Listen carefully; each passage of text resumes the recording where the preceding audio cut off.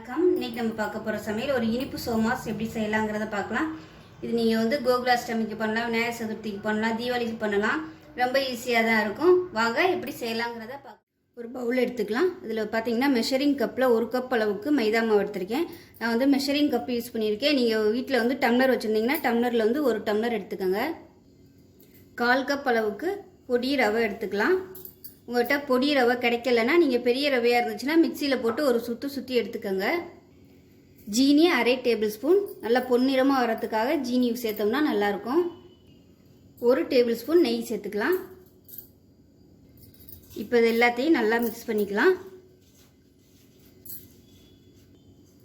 இப்போ இது எல்லாத்தையுமே நல்லா கலந்தாச்சு. பிடிச்சி பாருங்கள். பிடிச்சி பார்த்தீங்கன்னா உங்களுக்கு வந்து நல்லா இந்த மாதிரி கெட்டியாக வரணும், உதுத்துட்டா உதுறணும். இந்த மாதிரி இருந்துச்சுன்னா உங்களுக்கு வந்து நெய் வந்து கரெக்டான பதத்தில் இருக்குன்னு அர்த்தம்.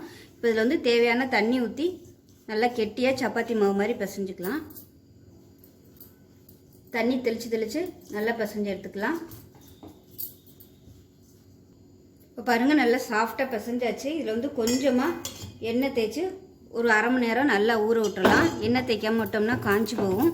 அதனால் நல்லா எண்ணெயை தடவிட்டு ஒரு துணியை போட்டு மூடி வச்சிடலாம். 1/2 மணி நேரம் ஊறட்டும். மைதா மாவு ஊறட்டும். அதுக்குள்ளே நம்ம உள்ளே வைக்கிறதுக்கு பூர்ணம் வந்து ரெடி பண்ணிக்கலாம். மெஷரிங் கப்பில் 1 கப் அளவுக்கு துருவன தேங்காய் எடுத்திருக்கேன். இதை சேர்த்துக்கலாம். வறுத்த வேர்க்கடலை 3/4 கப் அளவுக்கு சேர்த்துக்கலாம். பொட்டுக்கடலை ஒரு 1/4 கப் அளவுக்கு சேர்த்துக்கலாம். 1 டேபிள் ஸ்பூன் வறுத்த கசகசா சேர்த்துக்கலாம். கசகசா வந்து ஆப்ஷனல் தான், சேர்த்திங்கன்னா நல்லா டேஸ்ட்டாக இருக்கும். இப்போ இது எல்லாத்தையும் நல்லா அரைச்சிட்டு வந்து பார்க்கலாம். தண்ணி ஊற்ற வேணால் நல்லா பொடியை அரைச்சிட்டு வந்து பார்க்கலாம். இப்போ பாருங்கள், மிக்சியில் போட்டு நல்லா அரைச்சிட்டு வந்துட்டேன். நான் வந்து எல்லாத்தையும் ஒன்றாவே போட்டுட்டேன். நீங்கள் வந்து தேங்காயை தனியாகவும் பொட்டுக்கடலை, கடலைப்பருப்பு, கசகசா இது எல்லாத்தையும் தனியாக பொடி பண்ணிட்டு கூட நீங்கள் கலந்துக்கலாம். இப்போ இதில் 3/4 கப் அளவுக்கு பொடிச்ச சர்க்கரை சேர்த்துக்கலாம். இதுக்கு பதிலாக நீங்கள் வெல்லம் சேர்க்குறதுனாலும் சேர்த்துக்கலாம்.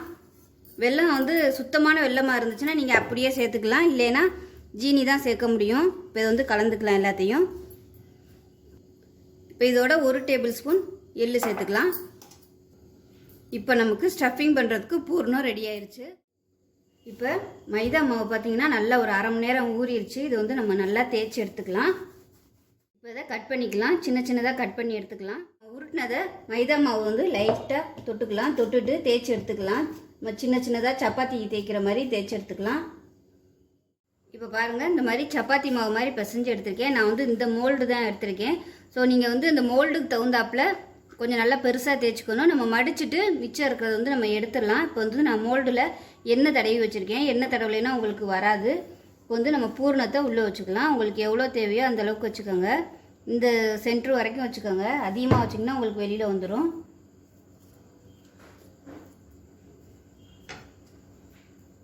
வச்சுட்டு க்ளோஸ் பண்ணிடலாம். அப்படியே க்ளோஸ் பண்ணிவிட்டு நல்லா ப்ரெஸ் பண்ணி விட்டுட்டு எக்ஸ்ட்ரா உள்ளதை எடுத்துடலாம்.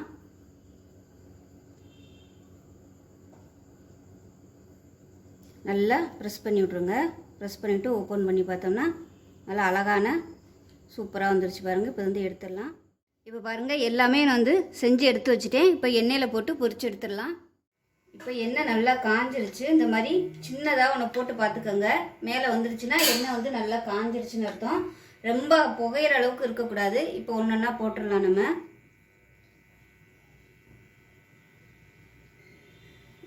நிதானமான தீயில தான் இது வந்து பொரிச்சு எடுக்கணும். ஏன்னா கொஞ்சம் இது ரெடி ஆகிறதுக்கு நேரம் ஆகும்.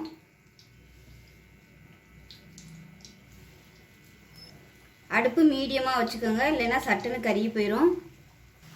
இப்போ 1 நிமிஷம் ஆயிடுச்சு. திருப்பி விட்டுடலாம். இப்போ நம்ம வந்து மோல்டில் பண்ணியிருக்கோம். மோல்டில் வந்து பண்ணாலும் இந்த ஓரம் பார்த்தீங்கன்னா சில நேரங்களில் ஓப்பனாகவே இருக்கும். நம்ம கவனிக்காமல் போட்டோம்னா அதில் உள்ள பூர்ணம் ஃபுல்லாக எண்ணெயில் வந்துடும். ஸோ அதனால் அதை எப்போயுமே கொஞ்சம் கவனிச்சுக்கோங்க. கவனிச்சுட்டு தண்ணியை தொட்டு லேசாக அந்த மாதிரி கையை வச்சு ப்ரெஸ் பண்ணி விட்டுட்டு நீங்கள் போட்டுக்கோங்க. இப்போ பாருங்கள், நல்லா பொன்னிறமாக வந்துருச்சு. இப்போ இது வந்து எடுத்துடலாம். அப்போ திருப்பி விடணும். இது வந்து எடுத்துடலாம் வெளியில். நல்லா மொறுன்னு சூப்பராக ரெடி ஆயிடுச்சு. இது ஒரு மோல்டு. இது வந்து முக்கோணம் மாதிரி இருக்குது. ரவை சேர்த்து நம்ம செய்கிறதுனால நல்ல மொறுமொறுப்பாக இருக்கும். ரொம்ப நேரம் ஆனாலும் நல்லா கிறிஸ்பியாகவே இருக்கும். இது வந்து தேங்காய் வறுக்காமல் யூஸ் பண்ணியிருக்கிறதுனால நம்ம ரொம்ப நாளைக்கு, அதாவது வாரக்கணக்கில் எல்லாம் இதை வச்சுக்க முடியாது. 2 நாளுக்குள்ளே வந்து இதை நம்ம காலி பண்ணிடணும். இப்போ இதுவும் சூப்பராக ரெடி ஆயிடுச்சு பாருங்கள், எடுத்துடலாம். இப்போ பாருங்கள் சோமாஸு சூப்பராக ரெடி ஆயிடுச்சு.